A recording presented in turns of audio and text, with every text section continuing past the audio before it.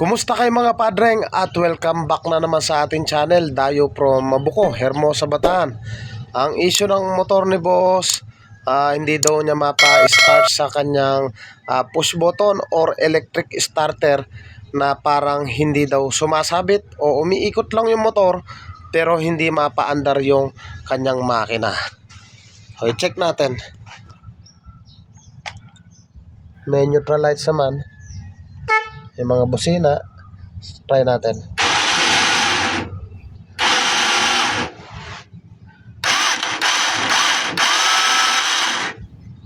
So napansin nyo na umiikot naman yung motor pero ayaw umandar ng makina. Pag ganyan yung issue ng inyong motor, para sa inyo tong video na to.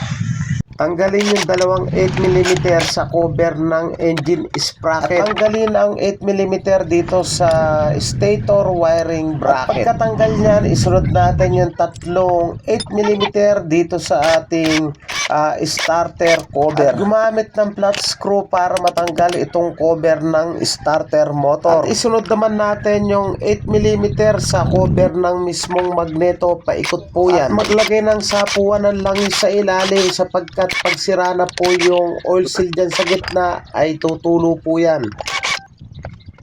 At gumamit ng rubber mallet o anumang rubber na pwedeng ipamukpok para matanggal yung cover ng mismong magneto. At tanggalin ang nasirang gasket ng magneto. At tanggalin yung gear na tumatama mismo sa kanyang flywheel. I-log yung flywheel, i-check natin kung napakaluwag at sa pagkakataong yan, napakaluwag. Kaya yan ay babaklasin natin. At gumamit ng 14mm at impact wrench para matanggal natin yung 14mm na tornilyo dito sa ating magneto at gumamit ng magneto puller para matanggal natin yung mismong flywheel. At gumamit ng impact drive para matanggal natin yung kanyang Bindex AC. At itong motor ni boss, panay lamang siya nagpapalit ng Bindex kit. Paulit-ulit na nawawalan siya ng starter kaya sabi ko, palit na tayo ng mismong Bindex assembly. At nais ko nga palang i-shout out si Arvin Bitug na masugid natin taga-subaybay. Siya rin yung nagrekomenda sa ating customer upang ayusin yung kanyang motor. At sa pagkakataong yung mga padreng, natanggal na natin yung kanyang Bindex assembly. At take note lang mga padreng, sa pagpapalit ng Bindex assembly, i-check nyo rin yung mismong magneto kung malalim na tong mga part na yan dahil umiikot yung mismo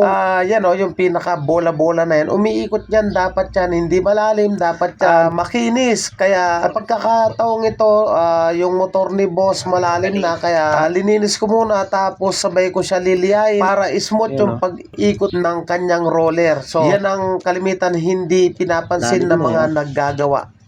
Lumalim, no? Mga padreng, maraming salamat sa walang sawang pagsuporta at pagnonood sa ating munting channel. Kaya naman kung taga-Bataan ka at nais mong magpagawa, pa siya lamang po kayo dito sa Pulo Hermosa, Bataan at tabing tulay lang po tayo mismo.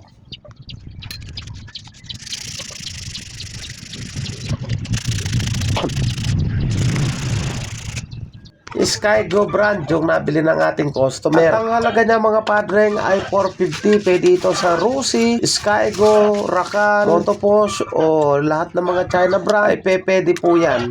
At bago ko nga pala ilagay yung Bindex assembly, inalagyan ko ng grasa yung likod ng roller dahil umiikot po yan, lalo na kung may lubak-lubak na yung paglalapatan po niyan. So ang purpose ng grasa, madali siyang umikot at walang sabit yung ating electric starter.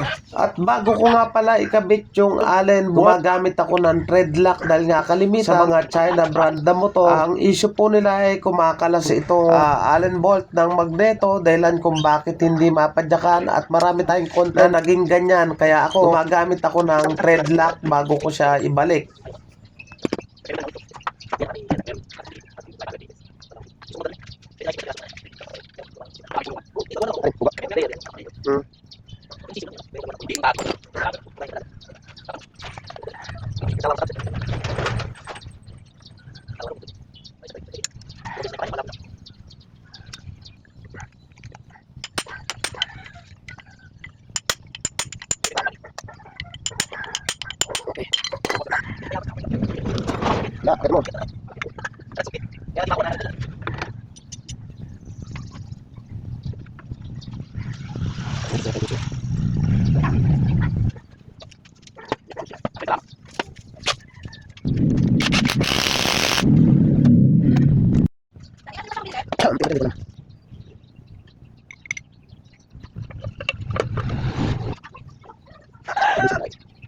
Oh, oh.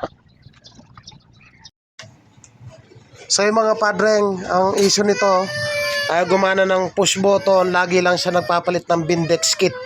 So ngayon, nagpalit kami ng buong Bindex mismo. So try natin start.